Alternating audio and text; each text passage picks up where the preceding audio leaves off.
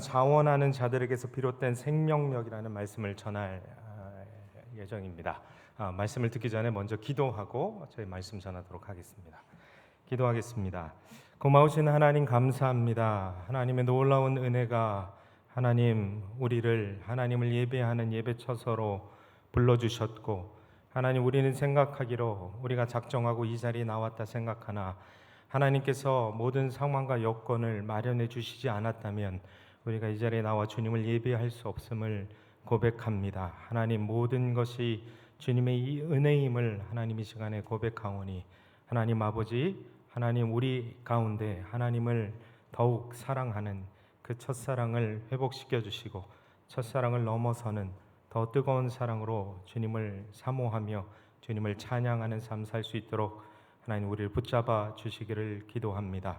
하나님 아버지, 주님을 향한 자원하는 심령이 회복되어지길 소망합니다. 다윗이 하나님께 회개하며 자원하는 심령을 회복시켜 달라고 간구했던 것처럼, 하나님 아버지 우리 마음속에도 우리 심령 가운데도 하나님 주님을 향한, 하나님의 나라를 향한 그 자원하는 심령과 마음이 회복되어서 주님을 따라가는 이 삶이 힘들고 고된 것이 아니라 기쁨과 감사함이 충만한 삶 될 수 있도록 하나님 은혜 베풀어 주십시오.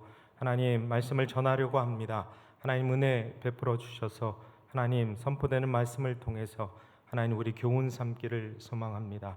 하나님 함께 하시고, 하나님 이 자리에 함께 하시고 은혜 베풀어 주실 주님을 찬양하오며 살아계신 예수님의 이름으로 기도드립니다. 아멘. 하나님의 섭리에 의해서 강대국들에 의해 초토화된 그 예루살렘을 재건하기 위해 자발적으로 나섰던 느헤미야의 이야기를 우리 지금 11주째 계속 살펴보고 있습니다. 예루살렘의 초토화라는 것은요, 단순히 물리적인 그런 몰락, 무너짐 정도가 아니었습니다. 영적으로, 도덕적으로, 윤리적으로 몰락한 상태였습니다. 더 나아가 유다 백성들은 하나님의 백성으로서의 정체성을 완전히 상실한 상태, 그 하나님 나라 백성의 정체성이 몰락한 상태였습니다. 그리고 그들을 향한 사명과 부르심, 즉 그들이 존재하는 이유, 생명이 붙어 있어야 되는 그 존재 이유가 무너진 상태였던 것 같습니다. 다시 말해서 생명력이 몰락한 상태였던 것이지요. 요한계시록에서 주의 성령께서 4대 교회에게 하신 말씀과도 같은 상태였습니다. 계시록 3장 1절에 이런 말씀이 기록되어 있습니다. 내가 살았다는 이름은 가졌으나 죽은 자와 같구나. 예루살렘의 상태가요, 살아있는 자들 같았으나, 물리적인 육체적인 호흡은 있었으나 영적으로나 모든 면에서 그들은 살아있는 것 같지 않은 상태, 완전한 몰락의 상태였습니다. 이렇듯 느헤미야서는요, 느헤미야라는 한 리더를 통해서 자발적으로 헌신한 생명력을 가진 한 사람으로 말미암아 죽은 상태와도 같았던 공동체가 어떻게 살아나는지에 대해서 보여주며 오늘을 살아가는 우리에게 많은 교훈을 안겨줍니다. 느헤미야서에는요, 이것 말고도 많은 이야기와 교훈들이 있지만요, 저는 특별히 하나님께서 생각하시는 좋은 리더십이 무엇인지 느헤미야서를 통해서 우리가 살펴볼 수 있고 많은 교훈을 얻을 수 있다라고 생각합니다. 그러다 보니 우리는 자연스레 느헤미야서를 통해서 좋은 리더란 어떤 리더인지에 대해서 우리가 생각해 볼 수 있고요, 우리가 어떤 모양으로든지 우리는 모두 리더의 자리에 서 있습니다. 리더, 좋은 리더, 하나님이 생각하시는 훌륭한 리더가 어떤 리더인지 우리가 교훈 삼고, 그 리더십을 통해서 어떻게 공동체가, 우리가 속해 있는 가정 공동체일 수도 있고 직장 공동체, 교회 공동체, 여러 가지 공동체가 있지 않습니까? 어떻게 공동체가 위기와 어려움들을 헤쳐나가는지에 대한 그런 부분들을 살펴볼 수 있을 것 같습니다. 느헤미야서를 묵상할 때마다 저는 떠오르는 한 명의 한 인물이 있습니다. 이제는 고인이 되신 한동대학교 김영길 총장님이십니다. 김영길 총장님께서 살아 계셨을 때 숱하게 외치셨던 그 느헤미야, 21세기의 느헤미야와 같은 리더십 양성의 비전을 많이 선포하셨습니다. 한동대 설립할 때 그 초창기 때에 제가 대학을 입학할 당시에 무렵이었습니다. 그렇기 때문에 제 주변에 제 친구들이나 후배들이 한동대에 입학한 사람들이 참 많이 있었습니다. 한동대의 일기로서 그 대학을 어떻게 함께 세워갔는지에 대해서 저는 정말 많은 이야기를 들었고요. 그렇게 많은 이야기를 듣다 보니까 직접 가서 보고 싶었고 배우고 싶어서 한동대를 찾아가서 기숙사에서 며칠을 함께 묵으면서 수업을 청강하기도 했었고 그 현장을 조금이나마 경험했었던 기억이 있습니다. 한동대라는 곳은요, 말 그대로 여러분 가보셨는지 모르겠지만 그 초창기 때는 정말 시골에 세워진 볼품없는 그런 학교였습니다. 그러나 한 사람이 하나님으로부터 비전을 받고 수많은 좋은 자리들을 거부한 채 자발적으로 헌신하여 그 비전을 공동체에 공유하며 기적을 이뤄낸 살아있는 간증의 현장이 바로 한동대학교였습니다. 그것을 직접 경험할 수 있던 것이 그 자체만으로도 많은 영광임을 느낀 만큼 그렇게 놀라운 곳이었습니다. 한동대학교 학생들은요, 이제 갓 고등학교를 졸업한 학생들이 어떻게 하면 그토록 학교를 사랑할 수 있는지, 어떻게 하면 그 어린 학생들이 그토록 학교를 위해서 기도할 수 있는지, 한 가지 비전을 향해 헌신하는 모습, 그런 것들이요 정말 아름답고 정말 멋진 모습이었습니다. 한국판 느헤미야서의 모습이 그 학교에서 펼쳐진 것을 십수년 전에 경험하면서 느헤미야서를 그때 당시에도 많이 묵상했었던 기억이 있습니다. 오늘 그 느헤미야에 대해서 우리 계속해서 한번 살펴보겠습니다. 느헤미야는요, 그는 그 시대에 당시 초강대국, 우리가 잘 알고 있듯이 페르시아 중앙 정부 고위 관료였습니다. 당연히 안정적인 생활이 보장돼 있었습니다. 사회적인 위치와 재정적인 안정을 갖춘 상태. 그뿐만 아니라 아닥사스다 왕, 그렇죠? 초강대국의 왕, 대통령과 차원이 다른 수준이었죠. 왕, 그 왕이 느헤미야를 신뢰하고 있었습니다. 남부러울 것이 없었던 그는요, 확실히 다른 가치관을 가진 사람이었습니다. 그의 마음을 사로잡을 수 있던 것은요, 다른 이들이 일반적으로 가지는 물질과 명예, 사회적인 안정이 아니었습니다. 그는 비전, 하나님의 나라의 비전이 중요한 그런 가치관을 가졌던 사람이었습니다. 킹덤 퍼스펙티브 이런 얘기를 많이 하는데요, 하나님 나라 가치관, 세계관을 가진 사람이었기 때문에 그의 행동은, 그의 삶은 남달랐던 것을 볼 수가 있습니다. 이러한 가치관이 있었기 때문에 그는 자발적으로 페르시아의 수도였던 수상궁에서 예루살렘까지 그 먼 거리를 단숨에 달려갈 수 있었던 것이었습니다.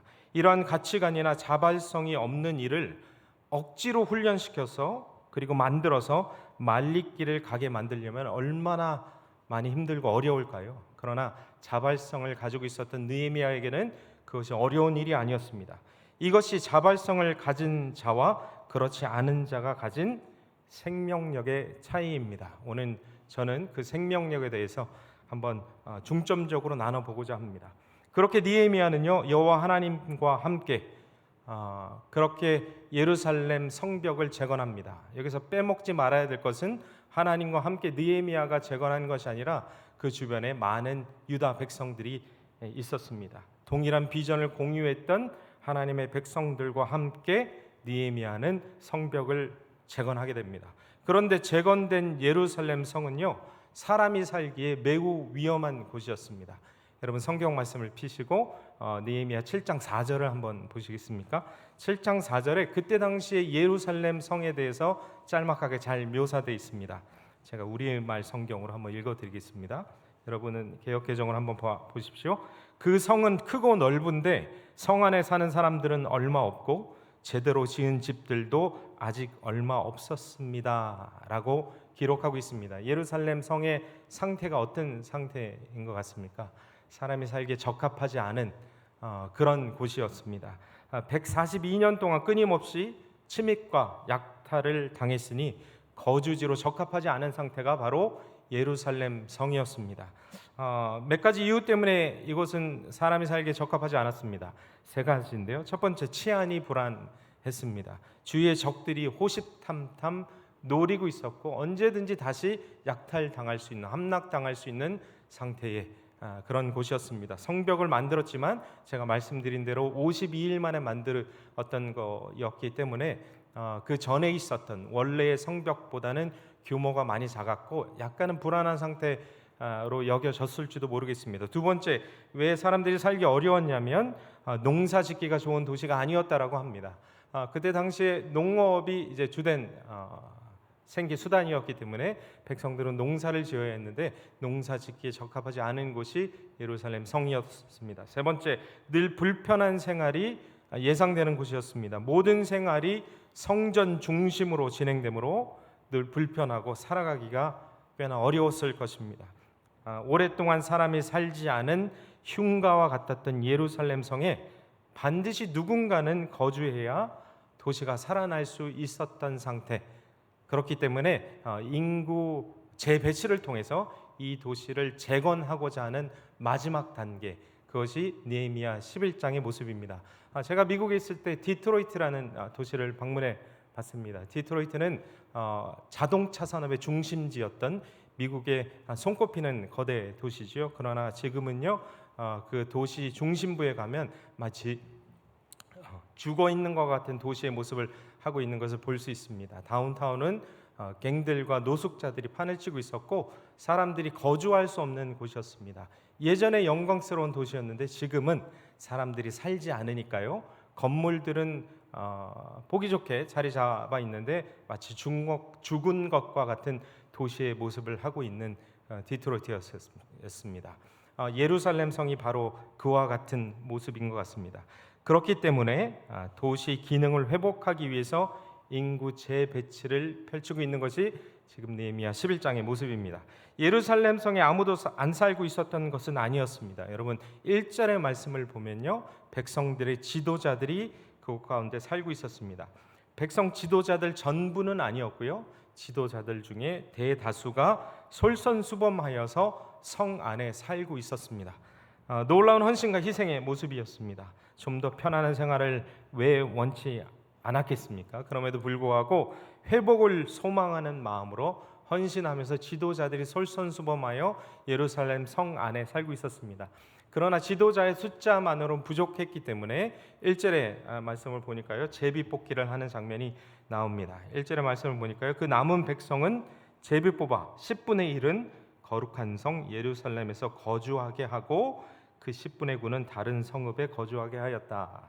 그렇기 때문에 전체 포로 귀한 백성들 중에서 10분의 1이 제비뽑기하여서 예루살렘 성에 살도록 하는 방법을 선택했던 것입니다. 우리가 잘 알고 있듯이 유다 백성들은요, 제비뽑기라는 방법을 종종 쓰곤 했습니다.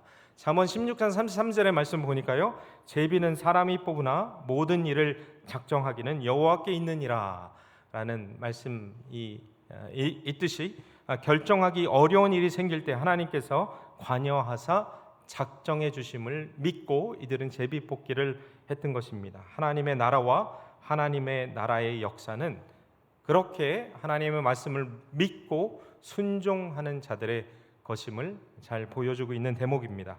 그런데 2절에 우리가 주목해야 할 만한 대목이 등장합니다.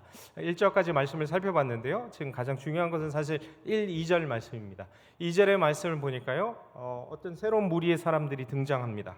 2절에 예루살렘에 거주하기를 자원하는 모든 자를 위하여 백성들이 복을 빌었더라라는 말씀이 나옵니다. 제비뽑기, 그들이 제비에 뽑히길 원했는지 원하지 않았는지에 대해서는 우리가 짐작해 볼 수 있지만 확실하지는 않습니다. 그런데 여기 자원하는 사람들이 등장합니다. 성경에 기록되어 있지는 않지만 제비뽑기하여서 선택된 사람들 중에 정말 사정상 예루살렘 성 안에 거하기 정말 어려웠던 사람들이 아마 있었을 것입니다. 그런데 자원하는 사람들이 등장한 것이지요. 자원하는 자들의 헌신으로 말미암아 예루살렘 성으로 이주하여 살아야 할 백성의 수가 줄어든 게 된 것입니다. 너무 고마웠을 것입니다. 자기의 10분의 1로 제비 뽑혔던 사람들 중에 정말 사정이 여의치 않아서 난 살 수 없는데 들어가서 사는 것은 거의 나보러 죽으라는 말과 동일한 그런 상황 가운데 있는 사람들이 분명히 있을 것인데 자원하는 사람들 덕분에 그 사람들이 성 밖에서 살 수 있게 된 것입니다. 진심으로 고마웠기 때문에 그들을 축복하는 장면이 나온 것입니다. 자발적으로 자원하는 마음으로 헌신하는 자들이 공동체를 아름답게 만드는 상황이었습니다. 공동체는요, 그렇게 자원하는 자들을 축복해 줬습니다. 공동체 안에는 남을 축복해 주는 사람들이 있었습니다. 그러나 남에게 축복이 되는 사람들도 지금 있었음을 보여주고 있습니다. 남들에게 축복을 해주는 사람과 남들의 축복이 되는 사람, 바로 그 축복이 됐던 사람들이 자원하는 사람들이었다라고 2절의 말씀이 기록하고 있는 것입니다. 이렇듯 예루살렘 성은요, 솔선수범하여 자원했던 지도자들과 제비 뽑힌 자들의 순종, 그리고 자원하는 모든 자들을 통해 2절에 나타나 있는 것처럼 도시에 생명력이 생기기 시작했습니다.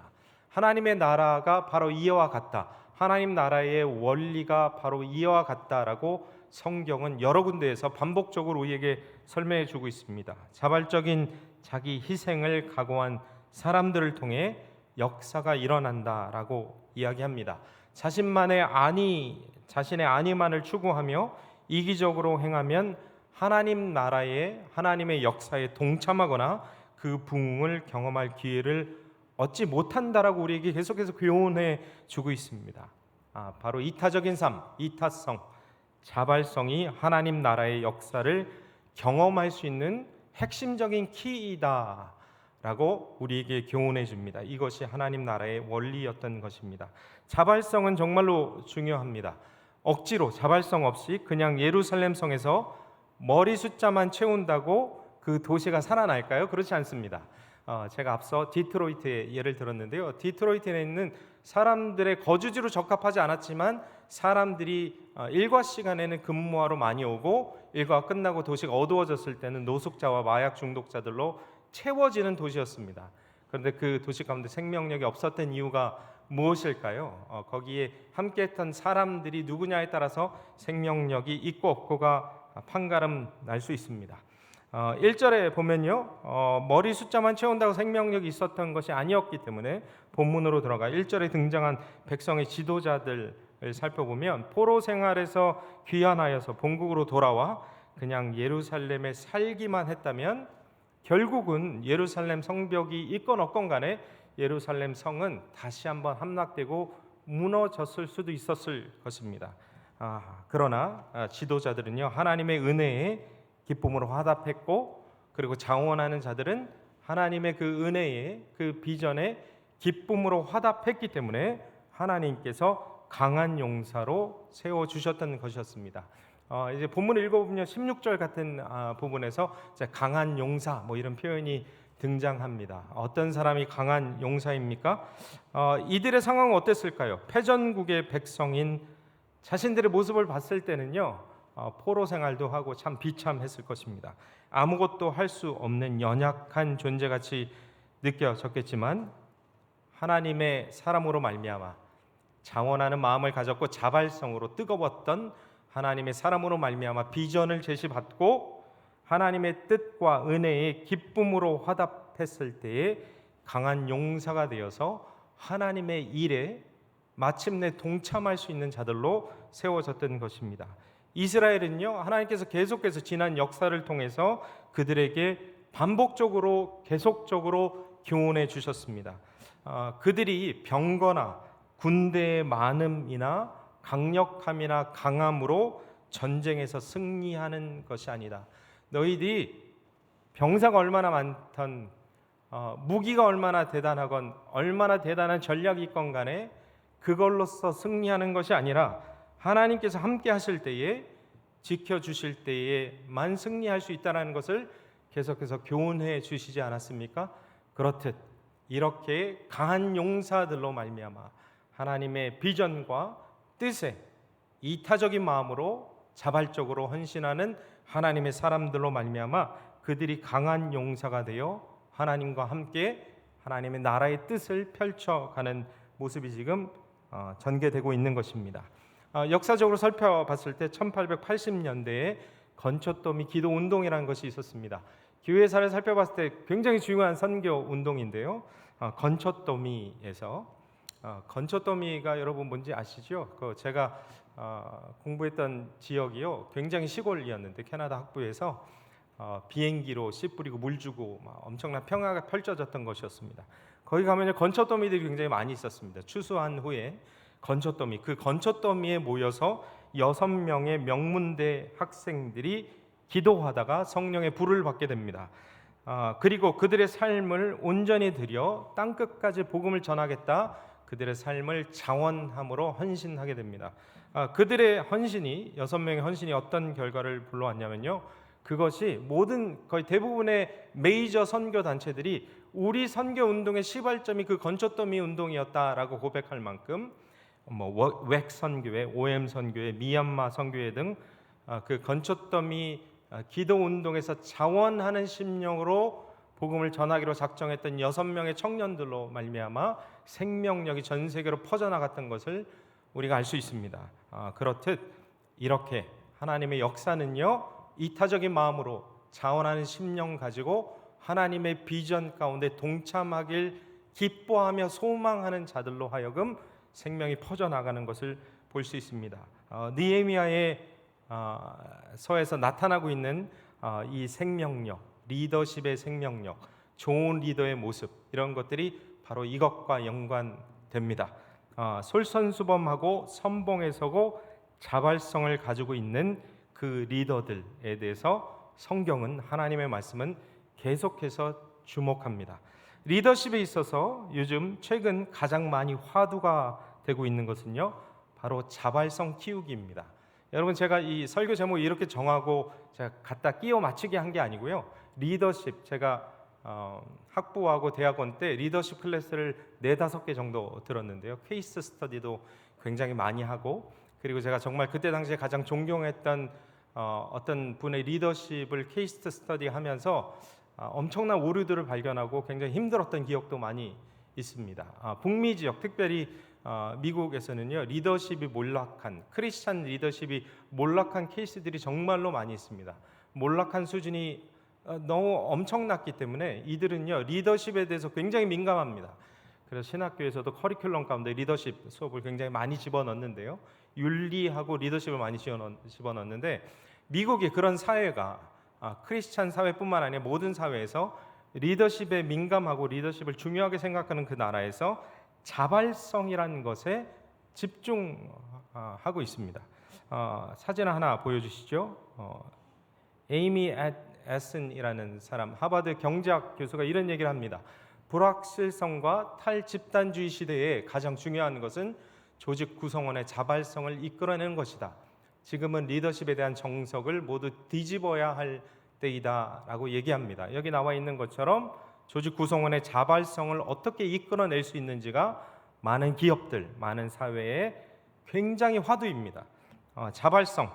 왜냐하면 자발성은요, 모든 행동을 유발하는 내적인 힘이라는 것을 알아챘기 때문입니다. 시대가 바뀌었고 기존 세대들에게 전통적인 방식의 리더십이 통하지가 않습니다. 제가 고등부 사역을 하고 있는데 이 세대가 정말 다릅니다. 기존에 해왔던 모든 제가 가지고 있던 사역적인 노하우와 스킬들이 잘 통하지가 않습니다. 그래서 저도 연구하고 있고 그들과 대화하고 있는데요, 전통적인 방식의 리더십이 통하지 않는 세대입니다.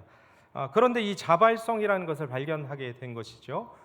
이 자발성을 통해서, 자발성은 젊은 세대를 초월해서 상상력을 행동으로 옮기도록 재촉하고 끝까지 책임지고 해낼 수 있게 만드는 동력이 됐고, 거의 유일하게 개개인에게 자가 발전시킬 수 있는 생명력과 에너지를 공급해 주는 것이 자발성이라는 분석을 해내기 시작합니다. 여러분, 자녀 양육에서도 동일합니다.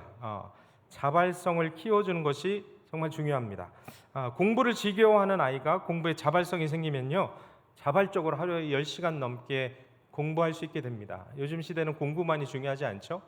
자기가 정말로 잘할 수 있는 특정 분야에서 자발적인 마음을 가졌을 때 그들은요, 누가 시키지 않아도 매몰차게 집중하고 그것에 빠져드는 일들을 우리가 잘 알고 있습니다.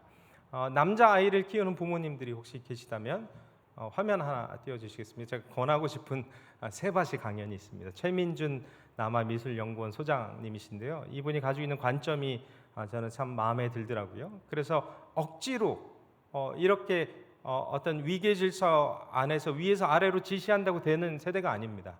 여러분, 그들이 가지고 있는 것들 끌어줄 수 있는가, 어떻게 하면 자발성을 유도해낼 수 있는가가 굉장히 중요한 화두인 것을 볼 수가 있습니다.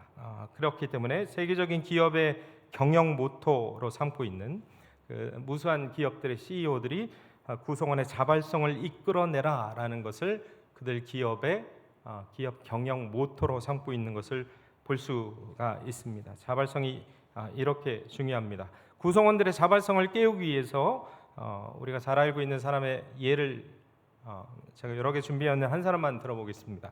빌 게이츠라는 인물, 우리가 잘 알고 계시죠? 빌 게이츠라는 인물은요, 1년에 2차례 반드시 Think Week을 갖는다고 합니다. 생각하는 주간. 1년에 2차례 무슨 일이 있어도 1년에 2차례 자기는 생각하는 주간을 가져서 그 주간 동안에 조직과 공동체의 철학, 비전, 정신, 미래 등에 대해서 깊이 생각하고 그 비전을 어떻게 제시할 수 있을지에 몰두한다고 합니다. 우리가 잘 알고 있듯이 빌 게이츠 같은 인물들은요, 시간이 곧 돈이지 않습니까?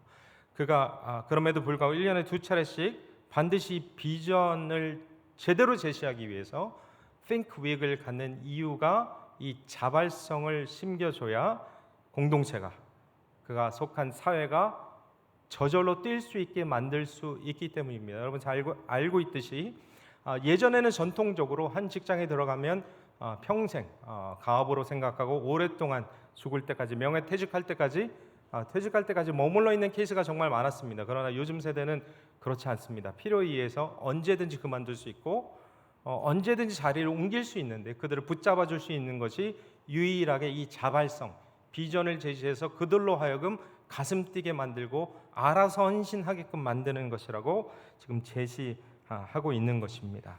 그렇기 때문에 이것을 통해서 우리도 힌트 얻을 수 있는 것 같습니다. 성경에서도요, 좋은 리더십의 형태가 어떻게 한 사람이 공동체를 변화시킬 수 있는지에 대해서 이 자원하는 심령, 자발성을 예로 들고 있습니다. 자원하는 심령으로 삶을 드릴 때 생명력이 일어나는 것을 볼 수가 있습니다.